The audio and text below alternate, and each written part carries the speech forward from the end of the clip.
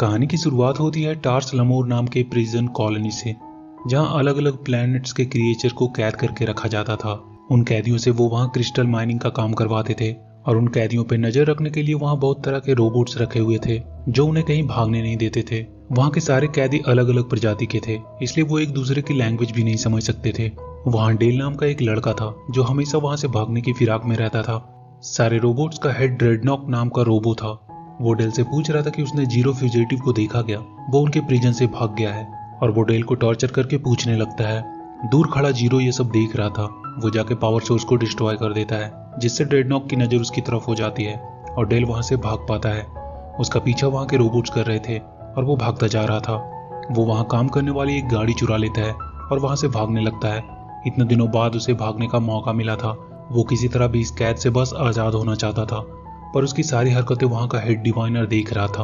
वो सारे पावर्स को कट कर देता है, जिसकी वजह से वहां की ग्रेविटेशनल फोर्स कुछ ज्यादा ही हो जाती है। डेल अपने मकसद के बस कुछ ही दूर था, पर ग्रेविटी की वजह से वो वापस से वहीं गिर जाता है।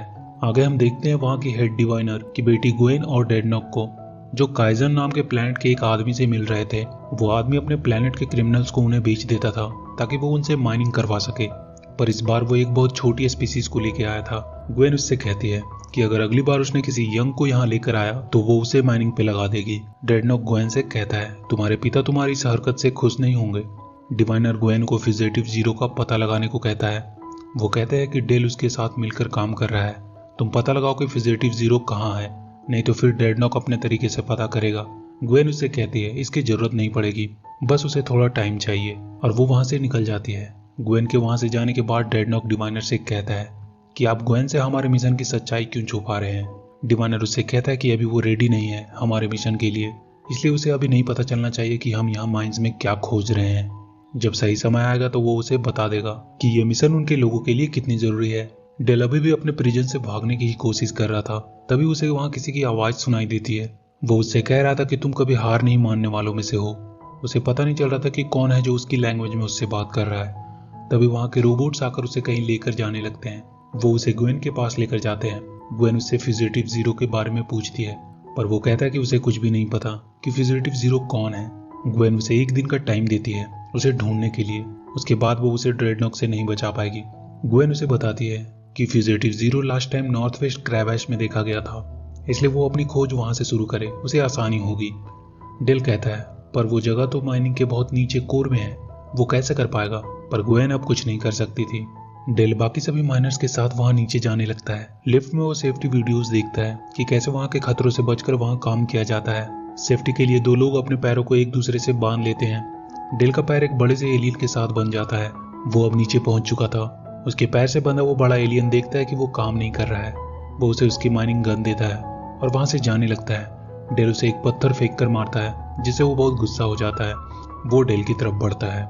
डेल माइनिंग गन उठा लेता है, पर वो गिर जाता है और उसकी गन चलने की वजह से वहां के पत्थर टूटने लगते हैं। वो बड़ा एलियन उसे पत्थर में दबने से बचाता है।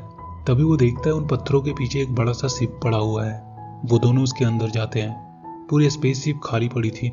वो एलियन वहां के एक बटन को दबा देता है, जिससे वहां की लाइटें चलने लगती है। डेल उससे कहता कि तुमने ये क्या दबाया। वो कहता नहीं उसने कुछ नहीं दबाया। पर एक मिनट, वो दोनों अब एक दूसरे की लैंग्वेज को समझ रहे थे। उस स्पेसशिप के ट्रांसलेटर की वजह से शायद ऐसा हो रहा था। वो दोनों अपना नाम एक दूसरे को बताते हैं। उस एलियन का नाम रॉकटैक था। उसकी आवाज से डेल को पता चलता है कि रॉक दिखने में भले ही बड़ा है, पर वो एक बच्चा है। तभी वहां फ्यूजिटिव जीरो आता है। वो उसे देखकर समझ नहीं पा रहे थे कि ये रोबोट्स है या कोई और क्रिएचर। तब जीरो उन्हें बताता है कि वो मेडुसन है, जो कि एक एनर्जी बेस्ड लाइफ फॉर्म है, और उसने ये सूट खुद से बनाया है। डेल जीरो से पूछता है कि वो उसका पीछा क्यों कर रहा था। वो बताता है कि वो उसे बहुत क्यूरियस लगा। जब उसे पकड़कर यहाँ लाया गया था तो वो भी बहुत क्यूरियस था। उन लोगों ने उसे एक वेपन की तरह यूज किया, पर एक दिन वो भागने में कामयाब रहा। जीरो बताता कि वो किसी का भी दिमाग पढ़ सकता है, पर डिवाइनर को समझ नहीं पाया। उसे सिर्फ इतना पता चल पाया कि वो यहाँ किसी अनोखी चीज को ढूंढ रहा है। डेल जीरो से ये शिप उड़ाने को कहता है ताकि वो लोग यहाँ से भाग सके। जीरो कहता है कि शिप को रिपेयर करने के लिए एक इंजीनियर की जरूरत पड़ेगी। रॉक और डेल जैंकोम नाम के एक इंजीनियर से बात करते हैं। वो अपने साथ ट्रांसलेटर मशीन रखे थे, इसलिए वो उससे आराम से बात कर सकते थे। वो उन्हें यहाँ से निकलने के बारे में बताते हैं, पर उसे उस शिप को ठीक करने में उनकी मदद करनी होगी। जैंकोम मान जाता है। वो उन्हें शिप में ले जाते हैं। डेल उसे ये शिप एक दिन में ठीक करने को कहता है। रॉक कहता है इतनी भी जल्दी क्या है। तब जीरो उन्हें बताता है कि उसने डेल का दिमाग पढ़ा है, इसने डिवाइनर की बेटी से डील की है उसे पकड़ने की, नहीं तो वो लोग उसे मार देंगे। आगे हम देखते हैं डेडनॉक को, जो ग्वेन से कहता है कि डेल अपनी जगह से गायब है, उसे ढूंढना होगा। इधर जैंकोम शिप की रिपेयरिंग में लगा हुआ था। तभी रॉक एक क्रिएचर को लेकर वहां आता है और उन्हें कहता है कि उसने इसका नाम मर्फ रखा है और ये हमारे साथ ही रहेगा। जीरो सेंस करता है कि वहां के रोबोट्स उनकी तरफ आ रहे हैं। डेल और रॉक जल्दी से वहां से बाहर आ जाते हैं। डेल रॉक को वो जगह सील करने को कहता है और वो जाकर ग्वेन से बात करता है। ग्वेन उससे पूछती है कि वो उनसे क्या छुपा रहा है। डेल कहता है कुछ भी तो नहीं। डेडनॉक को समझ में आ जाता है कि डेल झूठ बोल रहा है। वो उसे पकड़कर आउटर रिम में भेज देता है। ये ऐसी जगह थी जहां से लौट के शायद ही कोई आ पाता है। डेल को वहां काम पे लगा दिया जाता है। तभी वहां का अलार्म बजने लगता है और धमाके शुरू हो जाते हैं, पर डेल वहां से किसी तरह भागने में कामयाब रहता है। एक्चुअली में ये सारा प्लान डेडनॉक का ही था, क्योंकि वो चाहता था कि डेल वहां से भागे और फिर वो उसका पीछा करके फ्यूजिटिव जीरो तक पहुंच सके। डेल लौटकर शिप में आ जाता है। उसे उस शिप की सील को ठीक करने के लिए शिप के ऊपर भेज दिया जाता है। तभी वो देखता है ग्वेन वहां आई है और उसके साथ डेडनॉक की पूरी फौज भी थी। असल में डिवाइनर इसी शिप की खोज कर रहा था इतने सालों से। सारे लोग पकड़े जाते हैं। ग्वेन पूरी शिप को सर्च करने जाती है। डेल अपने फेशियल एक्सप्रेशन से जीरो को टेलीपैथिक मैसेज देता है कि डिवाइनर की डॉटर को कब्जे में लो, और इसी के साथ जैंकोम और रॉक उन सबसे लड़ने लगते हैं। वो सब शिप की तरफ भागते हैं। अंदर वो ग्वेन से लड़ते हैं और आखिर में रॉक उसे कंट्रोल कर लेता है। वहां के पत्थरों के टूटने से शिप खाई में गिरने लगती है। वो शिप को स्टार्ट करने की कोशिश कर रहे थे। डेल अभी भी शिप के ऊपर ही था। वो शील्ड को फिक्स करने लगता है, पर तभी डेडनॉक उस पर हमला कर देता है। डेल किसी तरह उसके हमले से बचता है, पर डेडनॉक उसे पकड़ लेता है। वो फिर से अपने एक्सप्रेशन से जीरो को शिप टर्न करने का एक सिग्नल देता है। जीरो शिप को टर्न कर देता है, जिससे डेडनॉक के हाथ से डेल छूट जाता है और फाइनली वो शील्ड को ऑन कर देता है। शील्ड ठीक होते ही शिप के चारों ओर एक मजबूत शील्ड बन जाती है। डेडनॉक का कोई भी वार उस पर असर नहीं करता है। डेल शिप के अब अंदर आ जाता है। उनका शिप वहां से निकलने ही वाला था कि डेडनॉक ने वहां की पाइप को उड़ा दिया और शिप उसे टकराकर क्रैश होने वाली थी। उन्हें कोई आइडिया नहीं था कि अब वो क्या करें। तभी वो मर्फ आकर वहां एक बटन दबा देता है और उस शिप के लेजर्स एक्टिवेट हो जाते हैं, जो सामने वाली किसी भी चीज को तबाह कर सकते थे। वो सब अब उस प्लेनेट से बाहर आ चुके थे। डेल ग्वेन को स्टार्स दिखाता है, जिसे देखने का सपना उसने कई सालों से देखा था। अब उन सबके पास एक प्रॉब्लम थी कि वो यहाँ से आगे कहाँ जाएं। तभी उस शिप की एआई असिस्टेंट वहां पॉपअप होती है। वो उनसे कहती है कि वो स्टारफ्लीट की तरफ से उनकी ट्रेनिंग एडवाइजर है। वो सब उसे देखकर हैरान थे। वो उन्हें बताती है कि उसका नाम कैथरीन जेनवे है और वो उनकी ट्रेनिंग एडवाइजर होगी। उसे प्रोग्राम किया गया है प्रोटोस्टार क्रू के फेडरेशन स्पेस वापस जाने की जर्नी में असिस्ट करने के लिए। रॉक पूछता है कि ये फेडरेशन क्या है। तब जेनवे उसे पूछती है कि तुम्हारा कैप्टन कौन है और तुम लोग स्टारफ्लीट के क्रू हो और तुम्हें फेडरेशन के बारे में नहीं पता। डेल कहता है कि वो कैप्टन है और वो उससे झूठ बोलता है कि वो लोग स्टारफ्लीट के कैडेट्स हैं। वो एक बार जेनवे को फेडरेशन के बारे में फिर से एक्सप्लेन करने को कहता है। जेनवे उन्हें बताती है कि यूनाइटेड फेडरेशन ऑफ प्लैनेट अलग अलग प्लैनेट्स और स्पेसीज का ग्रुप है जो कि यूनिवर्स में इक्वलिटी और लिबर्टी को बनाए रखते हैं। ये फेडरेशन यूनिवर्स को एक्सप्लोर करती है ताकि नए नए स्पीसीज और उनके सिविलाइजेशन को ढूंढा जा सके और यूनिवर्स में पीस और फ्रीडम मेंटेन की जाए। जेनवे डेल से पूछती है कि कहाँ जाना चाहोगे आप। डेल मैप में एक जगह पॉइंट करके कहता है कि उन्हें वहाँ जाना है। जेनवे उसे वार्न करना चाहती थी, पर डेल कहता है वहाँ जाने का मैप सेट करो। जेनवे को कैप्टन की बात माननी पड़ती है। रॉक डेल से पूछता है कि हम कैडेट्स होने का झूठ क्यों बोल रहे हैं। जीरो कहता है हमें सच बता देना चाहिए, फेडरेशन हमारी सुरक्षा जरूर करेगा डिवाइनर से। पर डेल कहता है वो किसी फेडरेशन पे बिलीव नहीं कर सकता और उन्हें क्या पता ये फेडरेशन असलियत में कैसी है। क्या वो किसी अनजान स्पीसीज की मदद भी करेंगे। जब तक वो यहाँ हैं ये सिर्फ उनका है और वो जो चाहे अपने हिसाब से कर सकते हैं। ग्वेन को वो एक सेल में बंद कर देते हैं। ग्वेन उन्हें वार्न करती है कि उसके फादर उसे ढूंढते हुए यहाँ आएंगे, फिर वो बच नहीं पाएंगे। इधर डिवाइनर बहुत गुस्से में था। वो ड्रेडनॉक को शिप तैयार करने को कहता है। वो उनके पीछे जाएगा। वो सब शिप को एक्सप्लोर कर रहे थे। डेल वहाँ का कमरा देखकर काफ़ी ज़्यादा खुश था। ऐसी लाइफ उसने बस अपने सपनों में ही देखा था। रॉक ग्वेन के लिए खाना लेके जाता है। रॉक ग्वेन से कहता है इतने सालों से वो लोग हमें ऐसे ट्रीट करते रहे, तुमने उन्हें रोकने की कोशिश क्यों नहीं की। ग्वेन कहती है उसके फादर ने मना किया था, कहा था कि ये सब क्रिमिनल्स हैं। रॉक कहता है वो क्रिमिनल नहीं है, उसने एक ही क्राइम किया है कि वो पकड़ा गया। वो उसे खाना देकर चला जाता है। शिप का अलार्म बजने लगता है। सब पता करते हैं कि हो क्या रहा है। जेनवे उन्हें बताती है कि हमें एक स्टार की ग्रेविटेशनल फोर्स अपनी तरफ खींच रही है। डेल जेनवे से कहता है कोई बात नहीं, वो लोग मैनेज कर लेंगे, और वो जेनवे की मदद लेने से मना कर देता है। वो जीरो को शिप टर्न करने को कहता है ताकि वो उस स्टार से दूरी बना सके, पर उस स्टार के ग्रेविटेशनल फोर्स को काउंटर करने के लिए उन्हें इंजन में शिप की सारी पावर चाहिए। जैंकॉम सारे पावर को मेन इंजन में डाइवर्ट कर देता है, जिसकी वजह से ग्वेन का सेल खुल जाता है। वो वहां से भागने की कोशिश करती है। वो वहां के वैक्यूम रेप्लिकेटर मशीन को एक शटल क्राफ्ट बनाने को कहती है, जिसकी मदद से वो वहां से भाग सके। मशीन एक शटल क्राफ्ट बनाने लगती है। डेल देखता है ग्वेन अपने सेल से गायब है। वो रॉक को उसे पकड़ने भेजता है। रॉक जाकर उसे रोकने की कोशिश करता है। वो दोनों लड़ने लगते हैं। शटल क्राफ्ट बस अब कंप्लीट ही होने वाला था। रॉक उसे रोकने की पूरी कोशिश कर रहा था। तभी ग्वेन वहां के ग्रेविटेशनल फोर्स को कम कर देती है, जिसकी वजह से सब फ्लोट होने लगते हैं। अब डेल के पास कोई रास्ता नहीं था। उसका शिप तेजी से स्टार की तरफ बढ़ रहा था। वो हेल्प के लिए जेनवे को बुलाता है। वो आकर ग्रेविटी को स्टेबलाइज करती है। रॉक ग्वेन को पकड़ लेता है। जेनवे शिप को स्टार में क्रैश होने से बचाने में उनकी मदद करती है। उनका शिप उस स्टार से दूर चला जाता है। ग्वेन को फिर से सेल में बंद कर दिया जाता है। डेल जेनवे को थैंक्स बोलता है कि उसने आज उन लोगों की जान बचा ली। डेल जेनवे को उन्हें उस शिप की सारी फंक्शनिंग सिखाने को कहता है। जेनवे कहती है अभी तो बस शुरुआत है। इधर डिवाइनर अपने शिप के साथ पूरी तरह से तैयार था। उन्हें उनकी शिप की ट्रेसिंग मिल चुकी थी और वो उन्हें ढूंढने के लिए निकल जाता है। जेनवे उन लोगों को उस शिप के बेसिक बताने लगती है और फिर उसने उन्हें वो बताया जो उन्हें चाहिए था, ऑटो पायलट। अब उन्हें किसी बात की टेंशन नहीं थी। वो शिप को ऑटो पायलट मोड में डालकर आराम से सोते थे। डेल डिवाइनर से जितना दूर हो सके चले जाना चाहता था ताकि वो कभी उन्हें दोबारा ना पकड़ सके। उसकी शिप का अलार्म एक बार फिर से बजने लगता है। जेनवे बताती है कि उसका कंप्यूटर ने एक प्लेनेट को डिटेक्ट किया है जिसमें लाइफ होने की संभावना है।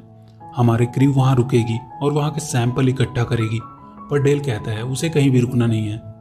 तब जेनवे उसे बताती है तुम लोग स्टार फ्लीट के कैडेट्स हो और तुम्हारा काम ही है प्लेनेट डिस्कवर करना। अगर तुम नहीं माने तो वो फेडरेशन को रिपोर्ट करेगी। डेल कहता है इसकी कोई भी जरूरत नहीं है। वो लोग जाएंगे सैंपल इकट्ठा करने और फिर उनका शिप एक प्लेनेट पे लैंड करता है। जेनवे उन सबको ट्रैकिंग डिवाइस देती है और एक इमरजेंसी वेपन भी देती है ताकि मुसीबत में वो सब इसका इस्तेमाल कर सके। वो उन्हें वहां की एक सबसे मजबूत और शानदार कार दिखाती है जो उन्हें बहुत पसंद आती है। रॉक जेनवे से पूछता है कि तुम हमारे साथ नहीं आ रही हो। जेनवे कहती है होलोग्राम शिप के बाहर नहीं जा सकते। वो सब शिप से बाहर आ जाते हैं। जेनवे सबको साथ में ही रहने को कहती है, पर डेल अकेला ही वो कार लेके चला जाता है और चारों अकेले अकेले घूमने लगते हैं। इधर ग्वेन अपनी पावर की मदद से अपने हथियार को अपने पास बुलाती है और सेल को तोड़कर बाहर आ जाती है।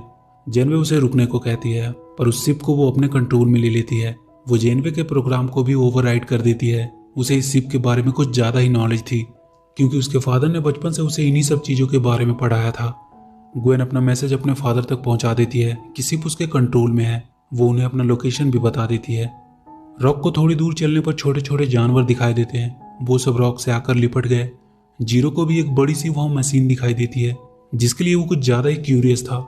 डेल को चलते चलते वहां दो लोग दिखाई देते हैं। वो जाकर उनसे बात करने की कोशिश करता है। तभी वहां जेनवे आती है। वो डेल से कहती है तुम हमेशा से अपने पेरेंट्स को देखना चाहते थे, पर तुम्हें यह भी नहीं पता कि वो दिखते कैसे हैं। ये जगह तुम्हें वो सब दिखाती है जो तुम अपनी जिंदगी में पाना चाहते हो। क्या तुम यहाँ रहना चाहोगे? डेल कहता है पर जेनवे तो शिप से बाहर नहीं आ सकती। कौन हो तुम? तब जेनवे डेल पे हमला कर देती है। डेल अपना इमरजेंसी वेपन यूज करता है और उससे बचकर वहां से बाहर निकलता है। ऐसा लग रहा था मानो ये पूरी प्लेनेट एक इल्यूजन है। वो सबको अपने वहम में फंसाकर मार डालते हैं। वो वहां से भाग जाता है ताकि अपने दोस्तों को बचा सके। ग्वेन शिप को टेक ऑफ करने वाली थी, पर उस प्लेनेट के वो खतरनाक पौधे शिप को जकड़ लेते हैं जिसकी वजह से वो शिप उड़ नहीं पाता है। जीरो भी उनके वहम में फंसने वाला था। तभी डेल आकर उसे वहां से बचाकर ले जाता है। वो रॉक की तरफ बढ़ते हैं। वो देखते हैं रॉक हंस रहा है और वो पौधे उसे जमीन के अंदर खींच रहे हैं। जीरो उसे पत्थर मार के जगाता है और उसे वो वहां से बाहर निकालता है। डेल उसे बताता है कि यहाँ कुछ भी रियल नहीं है। वो जैंकॉम को भी जाके बचाते हैं और वो चारों अपने शिप की तरफ बढ़ जाते हैं। वो देखते हैं उनका शिप टेक ऑफ करने वाला है, पर वहां के पौधे पूरी तरह से शिप को जकड़ कर रखे हुए हैं। जेनवे ग्वेन से कहती है ये शिप अब गिरने वाली है, यहाँ से बाहर निकलो। ग्वेन भागकर एक शटल क्राफ्ट में बैठ जाती है। वो देखती है मर्फ भी वहीं है। शिप एक खाई में जाकर गिरती है, पर ग्वेन शटल क्राफ्ट के थ्रू उससे बाहर निकलने में सफल रहती है। वो मर्फ को भी अपने साथ ही बचाकर ले आती है। ग्वेन का एक पैर फ्रैक्चर हो जाता है। डेल उस पर गुस्सा करता है कि उसने शिप की चोरी करने की कोशिश की। तभी डेल की कार में जेनवे का एक मैसेज आता है कि शिप उनसे 10 किलोमीटर दूर सेफली लैंडेड है। वो जल्दी से उन्हें वहां पहुंचने को कहती है, पर उनके कार को भी तब तक वो पौधे निगल चुके थे। अब उन्हें शिप तक चलकर जाना था। जेनवे चल नहीं सकती थी, तो उसने अपने उस मैजिक हथियार से अपने पैरों को सहारा दिया और वो उनके साथ आगे बढ़ने लगी। वहां से कुछ दूर चलने पर उन लोगों को अजीब सी डरावनी आवाजें आ रही थी। जेनवे तब तक शिप को उन खतरनाक पौधों से मुक्त करवाने में लगी थी। वो सारे लोग उस जंगल में ही घूम रहे थे, पर अभी भी शिप उनसे 10 किलोमीटर दूर ही था। ऐसा लग रहा था मानो ये जंगल उन्हें गोल गोल ही घुमा रही है। तभी वो पौधे उन पर हमला कर देते हैं। ग्वेन एक लकड़ी के टुकड़े में आग लगाकर उनकी तरफ फेंकती है, जिससे वहां चारों तरफ आग लग जाती है। वो किसी तरह वहां से बचकर निकलते हैं। सब ग्वेन को थैंक्स बोलते हैं इसके लिए। तभी उन पे एसिड रेन होने लगती है। वो लोग अपने आप को किसी टूटे हुए शिप में जाकर बचाते हैं। वो सब बैठकर डिस्कस कर रहे थे कि उन्होंने उस प्लेनेट में अपने इल्यूजन में क्या देखा, पर डेल किसी से नहीं बता रहा था कि उसने क्या देखा। जीरो कहता है कि इसने अपने पेरेंट्स को देखा। डेल वहां से उठकर चला जाता है। ग्वेन उसके पास जाती है। वो डेल को आज के लिए सॉरी बोलती है। डेल उसे स्टार्स दिखाता है। तब डेल को आइडिया आता है कि स्टार्स फिक्स होते हैं, ये अपनी जगह नहीं बदलते, मतलब इनको फॉलो करते हुए वो अपनी शिप तक पहुंच सकते हैं। वो बाकी सबको बताते हैं और स्टार्स को फॉलो करते हुए आगे बढ़ने लगते हैं। तभी उन्हें ड्रेडनॉक दिखाई देता है। वो उन्हें पकड़ने लगता है।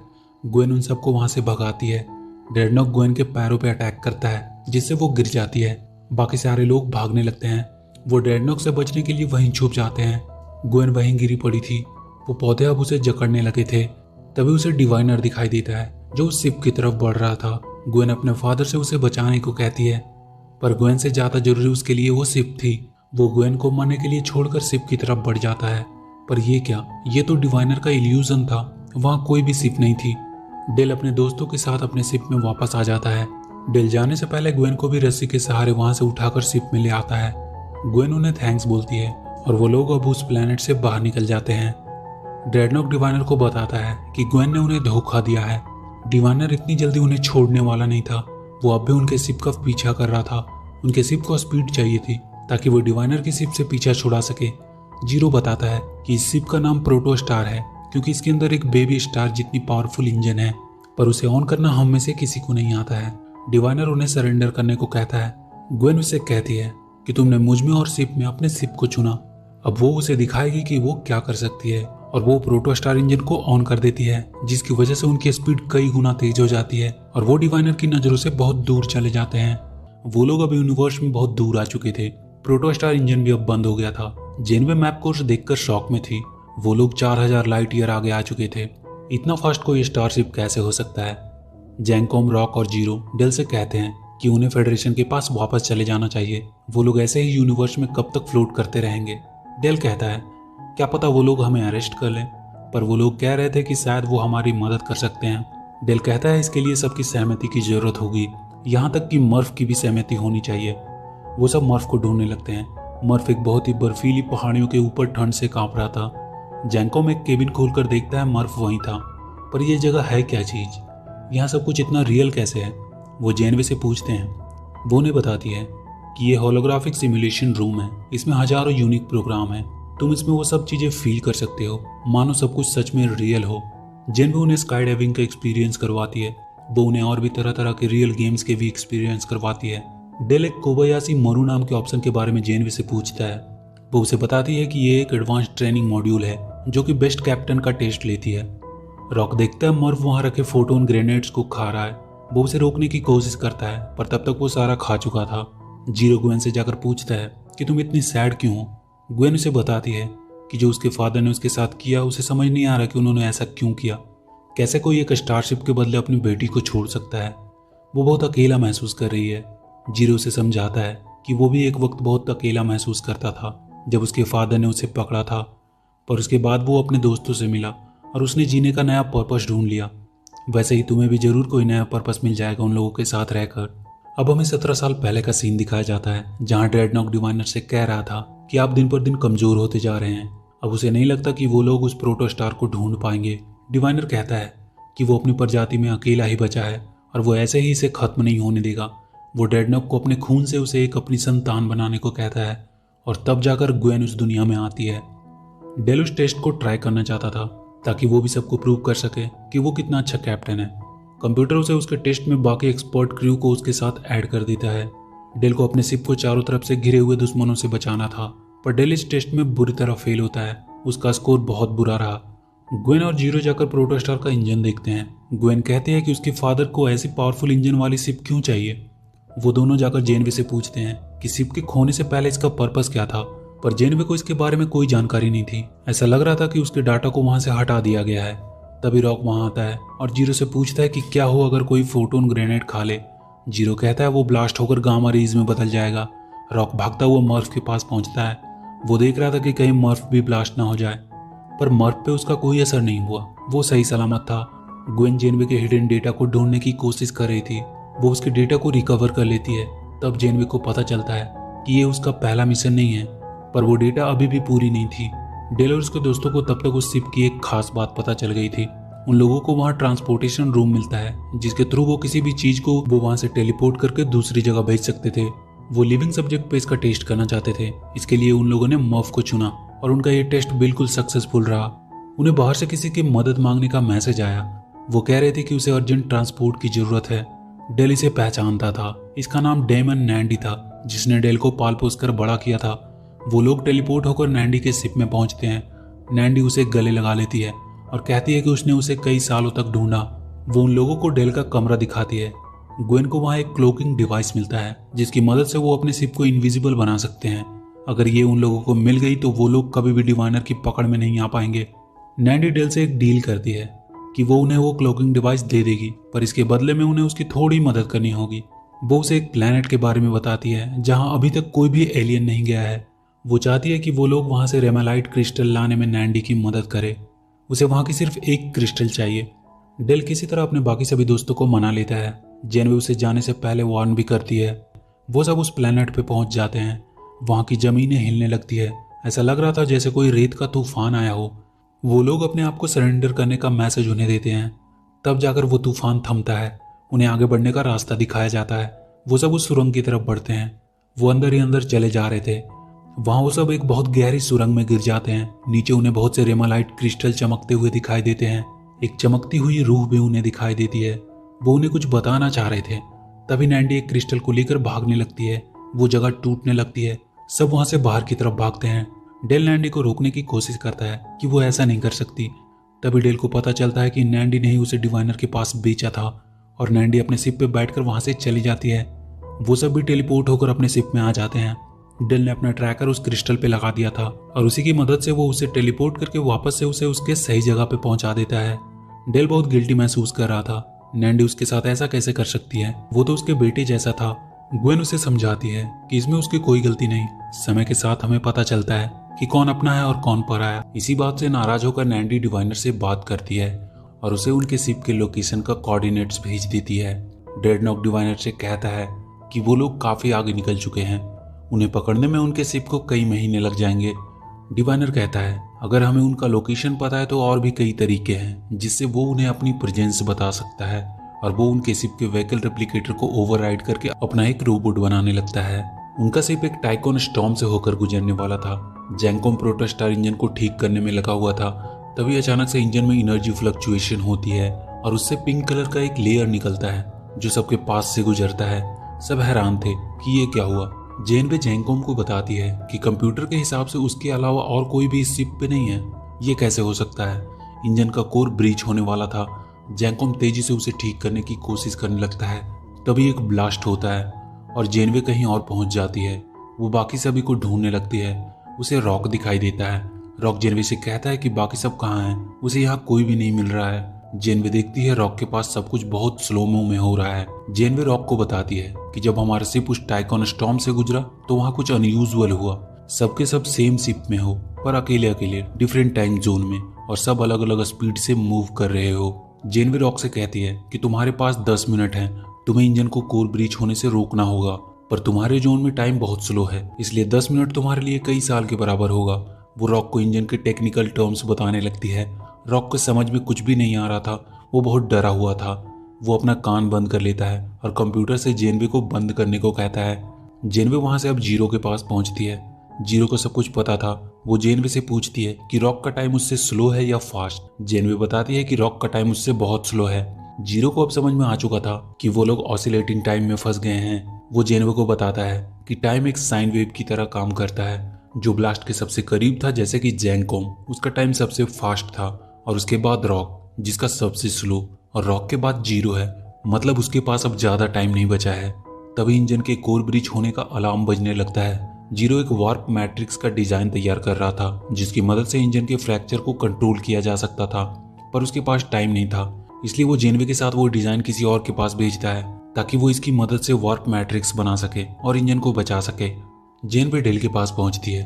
वो अभी भी गेम खेलने में बिजी था, उसे पता ही नहीं था कि हुआ क्या है। जेनवे उसे सब कुछ बताती है और कहती है कि सब गायब हो चुके हैं, उसे जल्दी से किसी तरह भी ये वार्प मैट्रिक्स बनानी होगी। डेल वैकल रेप्लिकेटर से उसे बनाने का सोचता है, पर वो भी काम नहीं कर रहा था। किसी ने उसमें बहुत बड़ी फाइल लोड की हुई थी। जेनवे बताती है कि टाइम एनामोली के चलते ये रेप्लिकेटर काम नहीं कर रहा है, उसे जल्दी से कुछ और सोचना होगा। डेल वहीं के कुछ सामानों का यूज करके एक वार्प मैट्रिक्स बना देता है। वो जल्दी से इंजन रूम में उसे लगाने पहुंचता है, पर उसके पास उसका कपलर नहीं था। जेनवे उस मैट्रिक्स को लेकर ग्वेन के पास पहुंचती है। ग्वेन कपलर ढूंढने लगती है, पर उसे मिल नहीं रही थी। तभी वो देखते हैं कि वहां के वैकिल रेप्लिकेटर ने ड्रेडनॉक जैसा ही एक रोबोट बनाया है जो उनकी तरफ आ रहा है। ग्वेन समझ जाती है उसके फादर का ही काम है। जेनवे बताती है कि उसका टाइम जो नॉर्मल के काफी करीब है, इसलिए उसका रेप्लिकेटर काम कर रहा है और बाकी किसी का भी काम नहीं कर रहा है। वो रोबोट अब अंदर आ चुका था। ग्वेन उस पर हमला करती है, पर यह उसके लिए काफी नहीं था। वो कुछ कोड्स डालकर जेनवे के फाइल्स को ही इरेज कर देता है। वो ग्वेन से कहता है कि वो इस शिप को डिवाइनर के पास ले जाएगा। ग्वेन कहती है बहुत जल्द ये शिप एक्सप्लोड होने वाली है, तुम कभी इसे नहीं ले जा पाओगे। तभी वो रोबो वहां से एक कपलर निकालता है और ग्वेन को वहीं बंद करके उस वार्प मैट्रिक्स को लेकर इंजन रूम में पहुंचता है। वो प्लग लगाने ही वाला होता है कि ग्वेन इंजन के पीछे का डोर खोल देती है और वो रोबो शिप से बाहर गिर जाता है, पर इसमें उसका वार्प मैट्रिक्स भी बाहर गिर जाता है। आगे हम रॉक को देखते हैं जो कि अपने बहुत ही स्लो टाइम जोन में बिल्कुल अकेला था। उसे ग्वेन का एक मैसेज आता है। वो उससे कहती है कि तुम सबको बचा सकते हो। वो उसे वार्प मैट्रिक्स का डिजाइन भेजती है और कपलर कहाँ मिलेगा ये भी बताती है। रॉक कहता है पर वो ये सब के बारे में कुछ भी नहीं जानता, वो ये सब नहीं कर पाएगा। ग्वेन कहती है कि उन सबको उस पर विश्वास है, वो कर सकता है। जेनवे फिर से रॉक के पास आ जाती है। वो रॉक से पूछती है कि वो वापस कैसे आ गई। रॉक कहता है कि उसने उसके प्रोग्राम को वापस से सही कर दिया। उसे ये करने में 276 ट्राई लगे। रॉक ने वार्प मैट्रिक्स भी बना लिया था। जेनवे उसे इंजन रूम में ले जाती है और रॉक के प्लग लगाते ही वापस से वो पिंक लेयर निकलता है और सब वापस से एक शिप में आ जाते हैं। सब रॉक को देखते ही उसे गले लगा लेते हैं। ग्वेन रॉक से पूछती है कि तुमने ये सब कैसे किया। रॉक उन्हें बताता है कि वो उसके इंस्ट्रक्शन को फॉलो करता गया और उसने अपने आप को क्वांटम साइंस, कंप्यूटर इंजीनियरिंग और बहुत सारा मैथ सिखाया। उसने सिर्फ अपने दोस्तों को पाने के लिए इतना सब कुछ किया था। जेनवे उनसे कहती है कि अब तुम लोग एक स्टार फ्लीट के क्रू बन चुके हो जो किसी भी मुसीबत का साथ मिलकर सामना कर सकते हैं। सब लोग रॉक के काम की तारीफ कर रहे थे। डिवाइनर का भेजा हुआ रोबोट भी वही था जो मशीन के खराब होने की वजह से पूरी तरह नहीं बन पाया था। तभी दिल से वो रोबोट गिर जाता है और उसमें से वो लोग डिवाइनर का एक मैसेज देखते हैं जो उसने उन्हें भेजा था। वो कह रहा था कि उनके पास एक दिन का टाइम है। अगर वो लोग प्रोटोस्टार को उसे लौटा देते हैं तो वो वहां कैद सभी माइनर्स को छोड़ देगा। अगर वो लोग ऐसा नहीं करते हैं तो इसका खामियाजा भी उन बेकसूर माइनर्स को ही भुगतना होगा। सब आपस में डिस्कस कर रहे थे कि उन्हें क्या करना चाहिए। जीरो उन्हें बताता है कि उनके पास दो रास्ते हैं, या तो वो फेडरेशन के पास वापस जा सकते हैं या फिर टार्स लमोरा जाकर डिवाइनर से उन माइनर्स को छुड़ाएं। और आखिर में सब मिलकर डिसाइड करते हैं कि वो लोग उन माइनर्स को छुड़ाने जाएंगे क्योंकि उनका दर्द उनसे बेहतर कौन जान सकता है। वो सब तैयारी करने लगते हैं ताकि वो डिवाइनर से बचाकर उन सभी माइनर्स को सही सलामत ला सके। और अब वो सब पूरी तरह से तैयार थे उस डिवाइनर का सामना करने के लिए। वो अपना शिप टार्स लमोरा की तरफ मोड़ देते हैं और वो लोग बहुत जल्द टार्स लमोरा पहुंच जाते हैं। डिवाइनर उनके शिप को अपने शिप के पास लैंड करवाता है।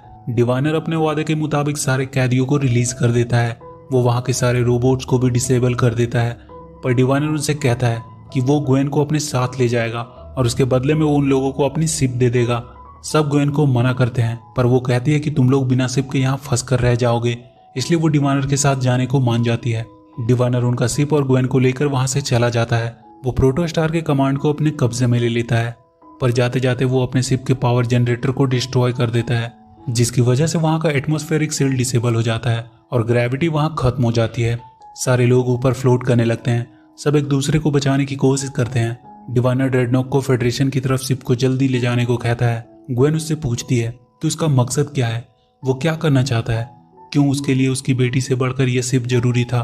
डिवाइनर कहता है वो अपने फर्ज से बंधा हुआ है और वो इसके बीच किसी को भी नहीं आने दे सकता।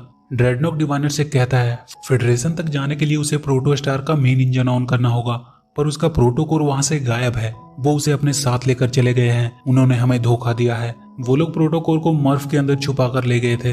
अब उनका प्लान स्टार्ट होता है। वो अपना लाया हुआ सूट पहन लेते हैं ताकि बिना ग्रेविटी के भी वो बाकी सभी लोगों को बचा सके। वो जीरो के जैसा एक और सूट बनाकर लाए थे जिसमें वो लोग मर्फ को छुपा कर रखे हुए थे, जिसके पास प्रोटोकोर था। डेल बाकी सभी लोगों को शिप में जाने को कह रहा था। रॉक और जेंकम इंजन रूम में जाते हैं ताकि वो पावर जनरेटर को फिर से ठीक कर सके, पर तभी वहां के रोबोट्स फिर से एक्टिव हो जाते हैं। वो दोनों किसी तरह उनसे बचकर इंजन रूम में पहुंचते हैं। रॉक जल्दी से पावर जनरेटर को ठीक करने लगता है और जेंकम तब तक उन रोबोट्स को संभालता है। रॉक के जनरेटर ठीक करते ही एटमॉस्फेरिक शील्ड फिर से सही हो जाती है और वहां वापस से ग्रेविटी नॉर्मल हो जाती है। डेल देखता है डिवाइनर फिर से उनके पास आ रहा है। तभी ड्रेडनॉक वहां आता है और उनके प्रोटोकोर को छीनने लगता है, पर तब तक वहां के सारे माइनर्स एक साथ हो चुके थे। अब वो एक दूसरे की भाषा भी समझ सकते थे क्योंकि उनके पास यूनिवर्सल ट्रांसलेटर जो था। वो सब मिलकर ड्रेडनॉक को मार देते हैं, पर वो प्रोटोकोर को डिवाइनर के पास भेजने में सफल रहता है। डेल सबको जल्दी से शिप में बैठने को कहता है। वो लोग डिवाइनर के पीछे जाएंगे और वो डिवाइनर का शिप लेकर निकल जाते हैं। डिवाइनर अब स्टारफ्लीट की तरफ जाने वाला था। तब तक वो देखता है ग्वेन वापस से जेनवे को सही कर देती है और इस बार वो उसे अपग्रेड भी कर देती है। अब वो किसी को मार भी सकती थी और वो बहुत जल्द डिवाइनर को हरा देती है। डिवाइनर ग्वेन को कहता है कि प्लीज ऐसा मत करो, वो अभी भी अपने लोगों को बचा सकती है। ग्वेन अब पूरी सच्चाई जानना चाहती थी।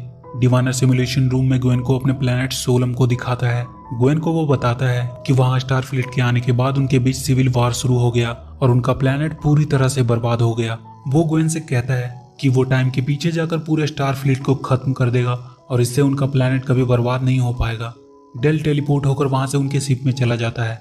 ग्वेन डिवाइनर से कहती है कि वो उसकी इस हैवानियत में उसका साथ नहीं दे सकती। तभी वहां डेल आ जाता है। डिवाइनर उसे अपने पावर से बांध देता है। ग्वेन भी डिवाइनर से लड़ नहीं सकती थी। डिवाइनर देखता है जीरो वहां आया है। जीरो कहता है कि उसने उसे एक हथियार की तरह यूज किया। अब वो उसे दिखाएगा कि वो क्या चीज है। जीरो अपना सूट खोलकर फेंक देता है। वो एक अजीब सी रोशनी में बदल जाता है। डिवाइनर उससे तड़पने लगता है। डेल ग्वेन को उसकी तरफ देखने से मना करता है, पर डेल के शर्ट में लगे ट्रांसलेटर में ग्वेन उसकी रिफ्लेक्शन देख लेती है और वो वहीं बेहोश हो जाती है। डेल जीरो को ये सब रोकने को कहता है। जीरो रुक जाता है। डिवाइनर की हालत पूरी तरह से खराब थी। जीरो बहुत गिल्टी महसूस कर रहा था कि उसकी वजह से ग्वेन की ये हालत हुई। सारे लोग अब वहां आ जाते हैं। डिवाइनर को वहीं टार्स लमोरा में कैद कर दिया जाता है। कुछ दिन बाद ग्वेन भी ठीक हो जाती है। बस उस टाइम की मेमोरी उसकी लॉस हो चुकी थी और अब सारे लोग अपने प्रोटोस्टार को स्टारफ्लीट की तरफ रवाना कर लेते हैं।